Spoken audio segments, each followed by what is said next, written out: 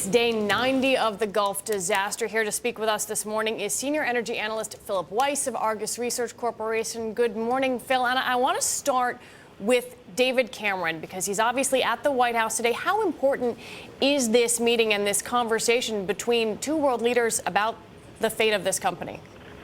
I think it has some importance because I think that there's a little bit different agendas here. The U.S. government is concerned about what BP's done, wants to make sure BP pays, and the U.K. wants to make sure BP survives. It's a very important company to its economy, and I think they're going to be hoping that the administration go a little bit easier on BP.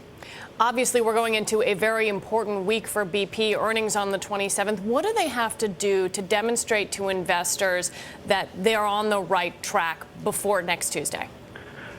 I think that they have to continue making progress with this, with the efforts to stop the leak. I don't believe that the cap that's being used right now is the permanent solution, but at least it stops oil from leaking into the Gulf until the relief wells can be completed. But that's the single most important thing I think that BP has to do, is demonstrate that they can really make this leak stop. And yet for the past couple of days, it seems like BP is on one page and the federal government is on another. That can't make people feel very good about the state of this company vis-a-vis the administration right now. I think that that's right. There is a difference. I mean, some people are saying that BP may not want to open the well up again because then we know exactly, or have at least a better idea how much oil has been leaking.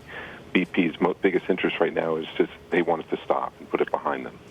Do you think one of the things we've been talking about and hearing about in the Gulf is whether some of these low pressure readings are actually from depletion of the reservoir?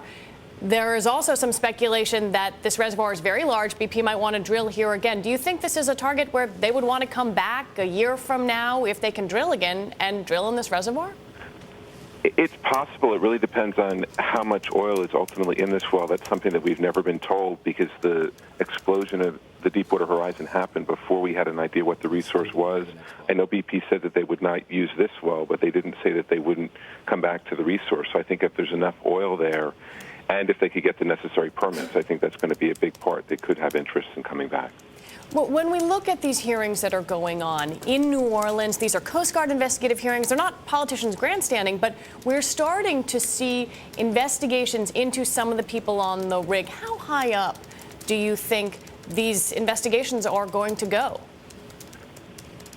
I'm not sure how high up, but I think that they're going to be, go into this as deeply as they can to try to get to the source of what happened. And I think that be not just the people on board, but what other people were involved in the process. Is how did they go outside the rig to get information or not, to make sure that we find the right people in terms of who was involved here. Well, obviously that plays into the future of the company. Philip Weiss, senior energy analyst from Argus Research, thank you so much.